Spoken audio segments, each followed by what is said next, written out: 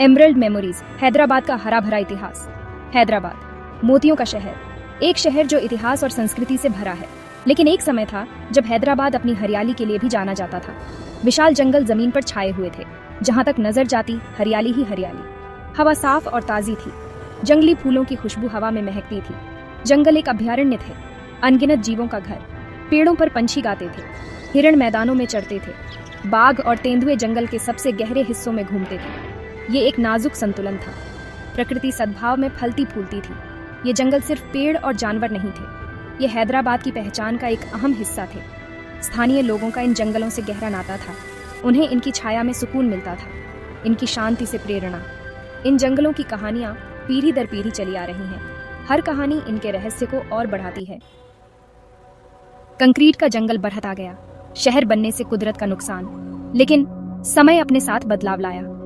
विकास की हवाएं चलने लगीं, हैदराबाद बढ़ने लगा। इमारतें ऊंची होती गईं, आसमान को छूती हुईं, सड़कें जंगलों के बीच से होती हुईं पूरे इलाके में फैल गईं। विकास की एक कीमत चुकानी पड़ी। वो कीमत थी शहर की हरियाली। जो कभी घने जंगल थे, वो पतले होने लगे। सदियों पुराने पेड़ काट दिए गए। उनका खामोश बलिदान कंक्रीट के ढांचों के लिए रास्ता बनाता गया। जानवरों ने अपने घर खो दिए, उन्हें सिकुड़ते जंगलों में और पीछे हटने के लिए मजबूर होना पड़ा। उनकी डरी हुई आंखें शहर के बेरहम विस्तार को दर्शाती थीं। कभी शुद्ध हवा प्रदूषण से भर गई। चिड़ियों के गाने की मीठी धुन की जगह ट्रैफिक के शोर ने ले ली।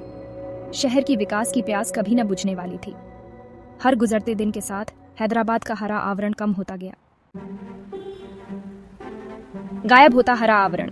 गाचीबावली से शमशाबाद तक नुकसान की कहानी। गाचीबावली और शमशाबाद, कभी शहर के शांत बाहरी इलाके, अब विकास के हलचल भरे केंद्र। वे शहर के बदलाव की कड़वी याद दिलाते हैं। गाचीबावली, जो कभी टेक कंपनियों का गरज था, कभी हरा भरा मैदान था। शमशाबाद, राजीव गांधी अंतर्राष्ट्रीय हवाई अड्डे का घर, कभी घने जंगलों से ढका था। आज कंक्रीट के ढांचों ने प्रकृति के जीवंत ताने बाने की जगह ले ली है।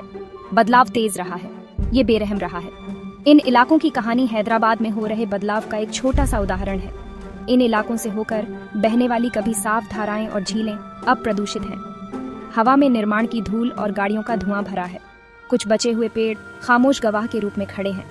वे विकास के बेरहम मार्च के गवाह हैं।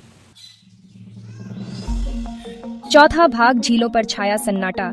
हिमायत सागर और उस्मान सागर गवाह हैं। हिमायत सागर और उस्मान सागर, ये झीलें कभी हैदराबाद की शान थीं। ये सिर्फ पानी के स्रोत नहीं थे, ये शांति के केंद्र भी थे। जंगलों से घिरे इन्होंने कई प्रजातियों को शरण दी। आज ये झीलें खतरे में हैं। जो जंगल कभी इनकी रक्षा करते थे, वो गायब हो रहे हैं। पानी प्रदूषित है, नाजुक पारिस्थितिकी तंत्र खतरे में है।